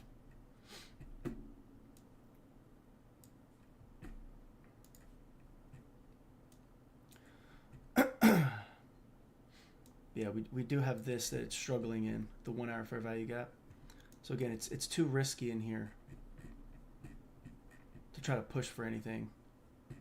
We're kind of in consolidation too, so time distortion. Again, this is characteristic. Like I said, today could end up in a consolidation because the fact that the CPI is later. You know, they want to build sentiment. It's a pretty nice response.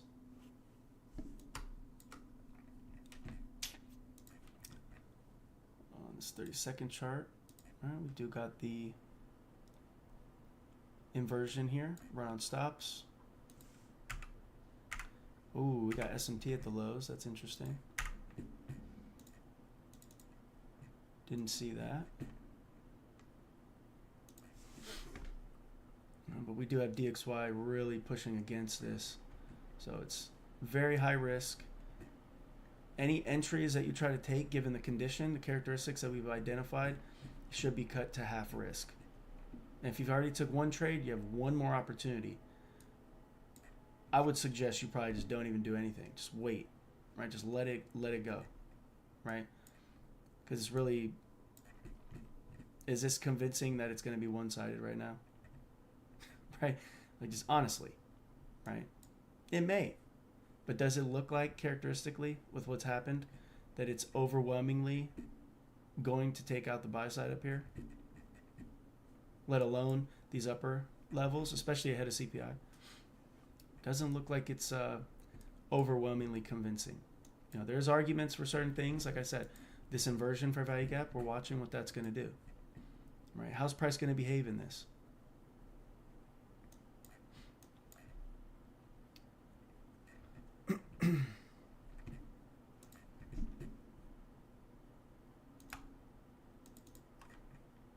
See what happens above this. If we can get above that, maybe something worth studying. Again, this is going to have a hard time going higher because DXY is raging right now to the buy side.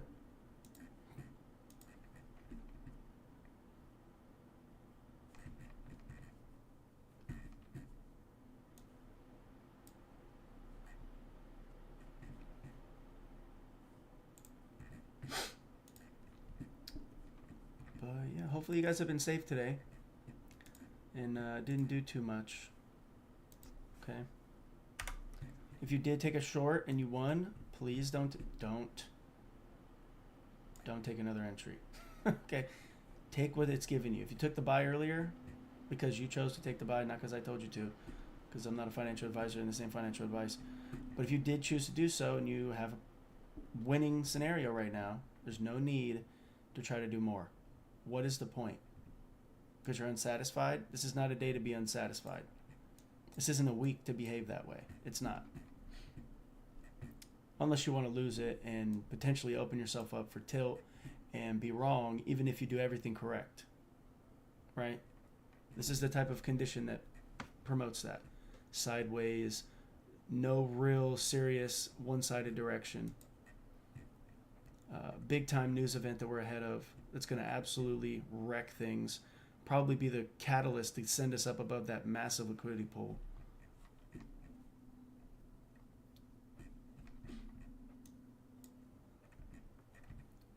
Yeah, it's just nasty, right? Pretty nasty. Let me see. Coming up on second macro. Monday's first. Yeah.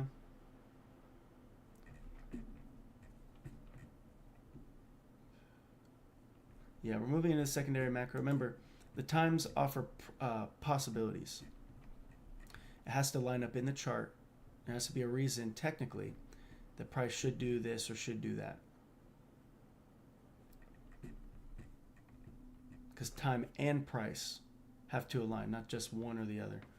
Like not just a PD array and not just time. You know, there's a song and dance that happens between PD arrays, liquidity, and time.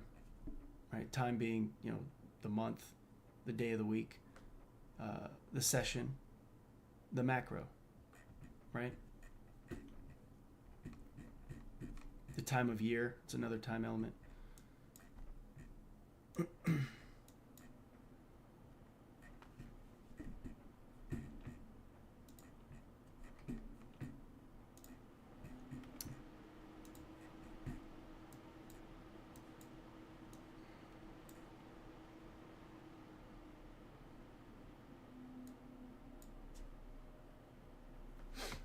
So yeah, it's kind of overtaken this, so now this is, I mean, it's just a mess. It's just a mess.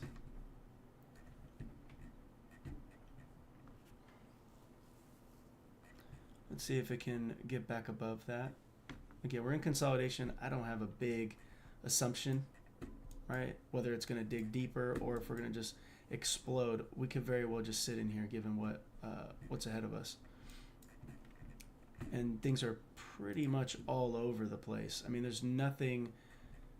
Of course, the Nasdaq is the weaker of the three, right? That's one thing that is very obvious. But the rest of the situation is showing that it's just kind of pulling against what happened yesterday. It did target this fair value gap in here, the lower one. And so we'll see, right? If it displaces above this high, low, higher high, that becomes a bullish breaker you could go off of. But other than that, I mean, I'm not necessarily confident that it's going to dig deeply into this. This high and that low, this upper candle here is a breaker, a bullish breaker. This high to that low should be creating a lower balanced price range in here. Overlapping fair value gap here mixed with these overlapping fair value gaps, that should be able to hold price, right? But it's going to be very unorthodox type of situation because of CPI. They're going to use these days to really build up sentiment, to really drive home the idea and convince people that price is probably going to top out. So everyone chases it, and then when CPI comes in, that may be the catalyst that really sends price to that buy side liquidity because it's massive up there. Everybody and their mama sees it. Everyone saw this quick movement from last Friday, racing up, and then Monday continued, and then what happened? They stopped, and now they're coming back against them, building the sentiment. So, I mean, you can imagine what that's doing to the masses' psychology. Right? It's making them think, oh, strong resistance, I'm going to pick a top. And that doesn't work out well, you know.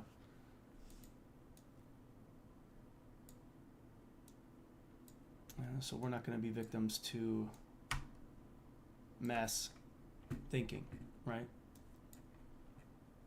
And just look at the S&P, nasty. The Dow, this is what I wanted the Nasdaq to do, of course. But yeah, we'll see if within the next 20 minutes anything interesting can happen. If not, we will put a ribbon on it and then live to fight another day with break even today as a result. Should have been a profitable day. Break even is profitable. It's not negative, right? And the move was there. But yeah, I refuse to try to put you guys in situations that may get you a hurtful result in terms of learning. But yeah, this is pretty interesting, right? A high, low, higher high. Let's see what happens if it can get above that. I think that's an order block there. Yeah, order block there.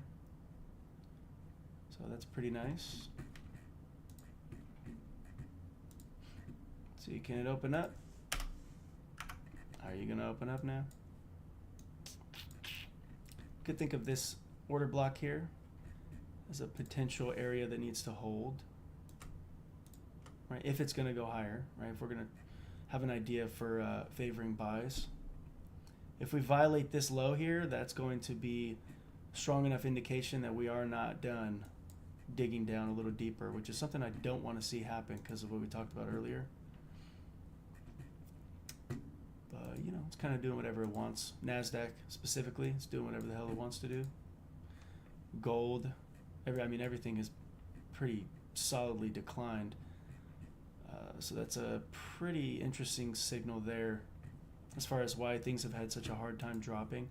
You could see some stuff is favoring shorts.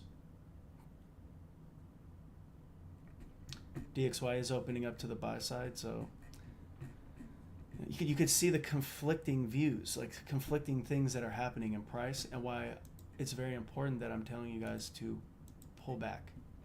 Don't do anything crazy. If you took a loss, if you took a win, who cares? Keep whatever you're dealt today. Don't make the loss bigger if you took a loss and chose to not have a break even. And, you know, don't cut into your wins. You know, yes, there's a possibility to make more. Yes, there's a possibility. But the risk outweighs that possibility, because the risk will hurt more if it's incurred than the win will feel good. I don't know why that is. Human psychology, kind of like our brain focuses on the negative more. So that's probably scientifically why that is. It happens with all of us. But that's why it's so important to manage risk. It's so important to acknowledge the likelihood of the downside happening, of a bad result happening.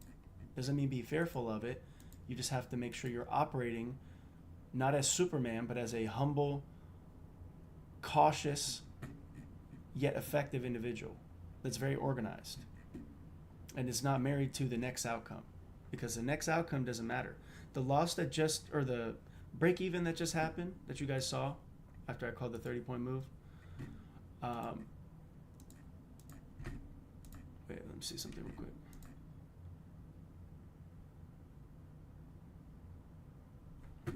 Wait a minute.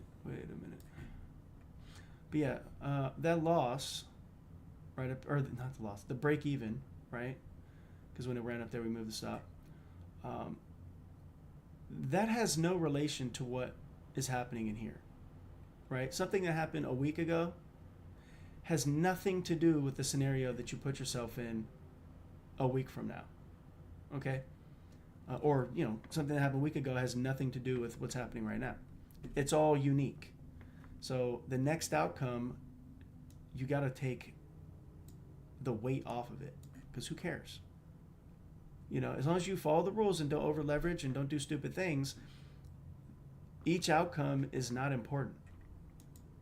What happens over a set of outcomes is what's important. That's how you want to gauge your performance. Not, oh, I blew my account today, or oh, something happened today where I broke my rules, or, you know, I did this or did that. You don't want to gauge yourself off of 1 or 2 or 3 incidents. You want to gauge yourself and your performance off of stuff that truly matters, which is a set of trades. Especially if you got a long-term vision. You know, what happens 5 years from now, you're not even going to remember what the hell happened today or yesterday or even this year. You know, so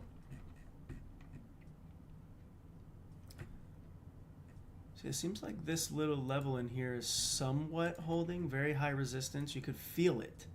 Sitting in here just watching the chart, you can feel the high resistance, how it's just unwilling to go, right? It's just inside this range.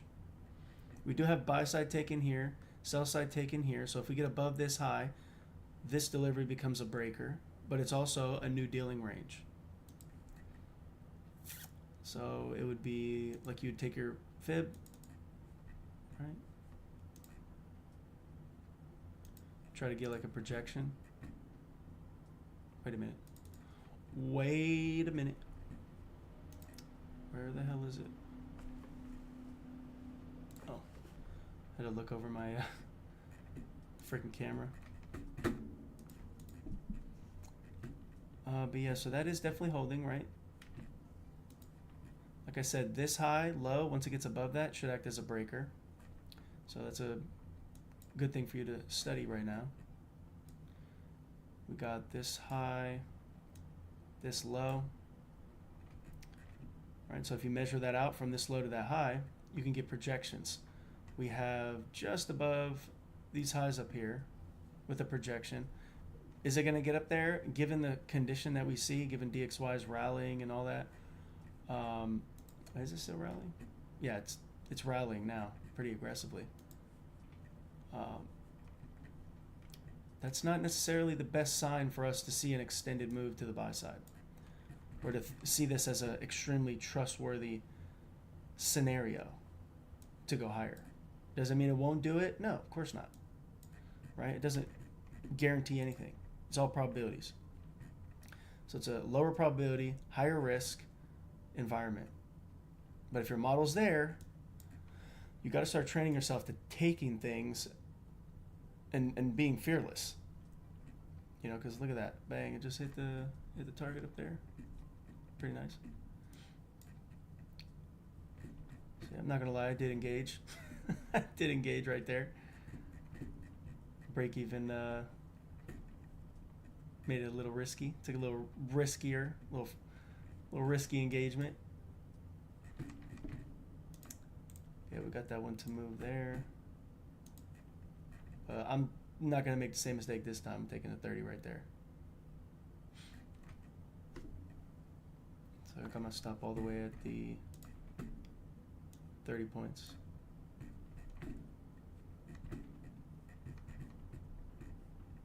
Very small risk. It's not really much at all, right? See right there.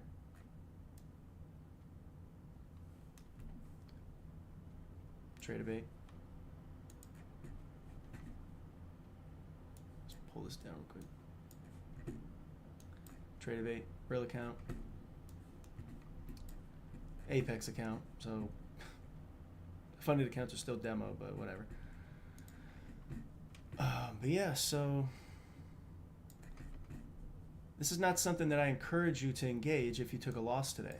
I took a break even, so I'm permitted, based on the rules I have, to take an extra trade if I feel it's worthy of doing so. I know that it was higher risk, right? But I have a certain level of experience and acceptance to, if I take a loss, I don't give a shit. Okay? Like, I don't care. I'm not going to take more than 2 trades. I'm not going to have a insane loss because I just won't let it happen. You know, just I'd rather take a break even, like I said. And it's just kind of what it is, right? Targeting that high up there, this area to get up above that high, that's enough. Right? I think, how much are we at this moment? Yeah, we're already at above 30 points. So like I said, if this does come back, I'm locking in at 30 already. Very tight. So, I mean, the likelihood of me getting stopped out here is pretty great in terms of being in profit. Oh, that's more than enough. Yeah, I'll take that.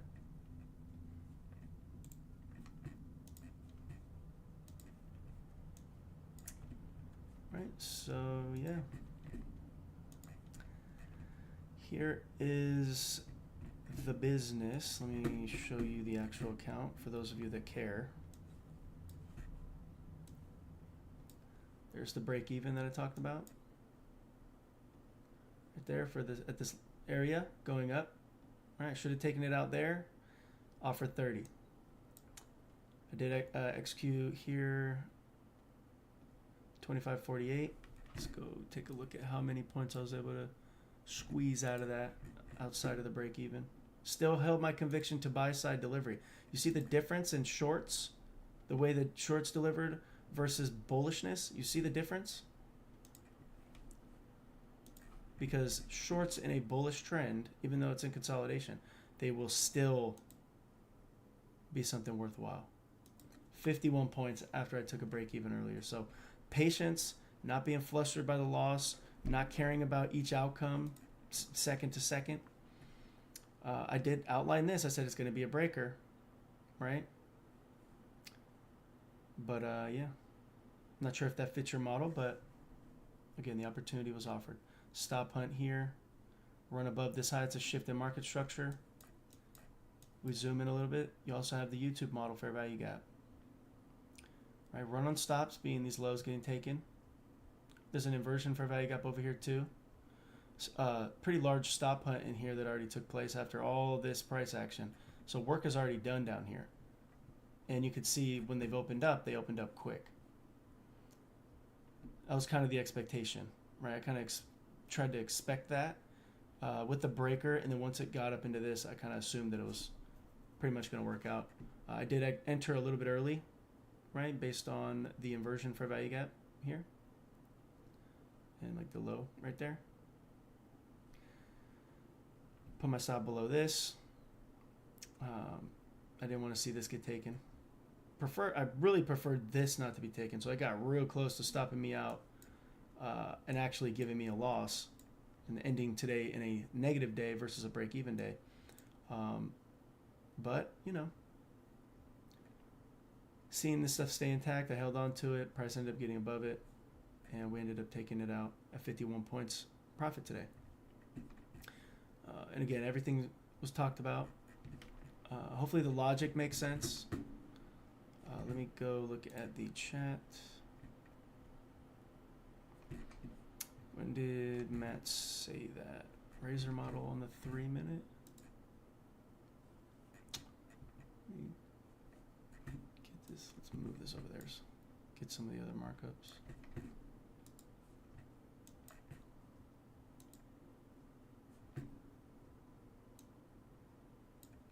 Yeah, Matt, I don't think you're telling no lies, sir. It's also a breaker here. So yeah, we didn't necessarily get the main candle that we'd need to be taken before. Yeah, well, we have to take one of the candles that has to do with the fair value gaps before it creates the other initiations, and then it kind of happened a little bit late, kind of extended. If we go to the 4-minute, I think there's maybe a better view. Yeah, but right here, this one, it peaked above it and then bang, right? So on the 4-minute, it looks like it was a lot more clean. We do have this breaker in here too, so now this is a secondary level of possibility. Assuming that we are going to end up seeing this continue, this should be something that's reasonable. It should offer something reasonable for us. See if we can get that.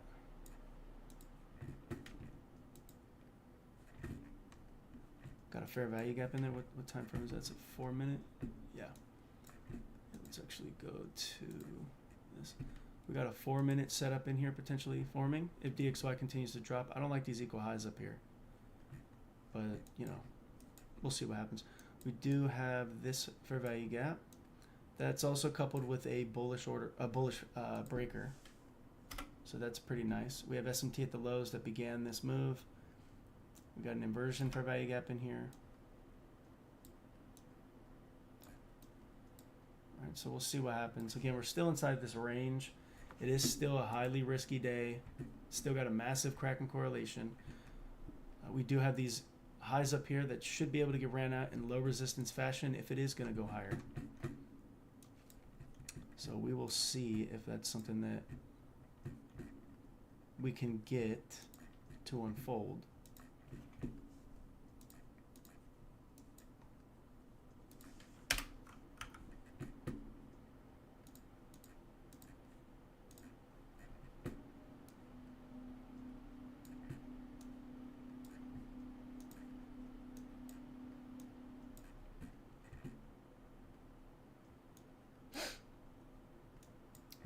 So we're going to have to stay above this yellow box in here. If this is going to be something worthwhile. We're going into the lunch hour, so again, it's just another layer of, you know, probability that things could be a little more harsh in terms of delivery or inconsistent or precise, right? Moving into the lunch hour. This is not something that I would engage because we're now beyond the 8 o'clock time. But it's something good for you guys to study and kind of see what happens. Let me see, Matt, you took a trade. Beautiful. Again, I just want to remind everybody publicly, and people that may, you know, be in the Commodities Trade Commission. I'm not here to put you in trades. I'm not a financial advisor, and this ain't financial advice. This is absolutely educational only, and what you do with your money is what you do. I'm not influencing that. Right? I'm just here to give advice. Right? But yeah, that's awesome that you engage that. Beautiful. Matt, if you can, in the private group, can you send me a DM showing me kind of your thinking, right? As much as you can, obviously. And yeah, I want to just take a peek at that real quick. But again, like I said, it's highly risky in here. Ideally, this is something beautiful for a setup to want to go higher, assuming that it does get up there. DXY is finally opening up to the downside, and this is a retracement. It is, again, the slow mover. Of course, the Dow, I don't know what has been happening with the Dow recently, but it is absolutely on a tear, while all these other ones have been kind of slow. It's been like that all year, and it's very, very weird, to say the least. Yeah, I'm not too sure. But yeah, so I guess we'll just leave it there. We do got relative equal highs here. Watch and see if this can result in us getting up there. Again, CPI is coming. Make sure that you're very cautious. Don't do anything stupid. Thank you guys for hopping on the video today with me, spending some time with me. Hopefully you learned some stuff. If you got questions, let me know. I do have a free Discord if you want to go join that community if you're not there or a part of it yet.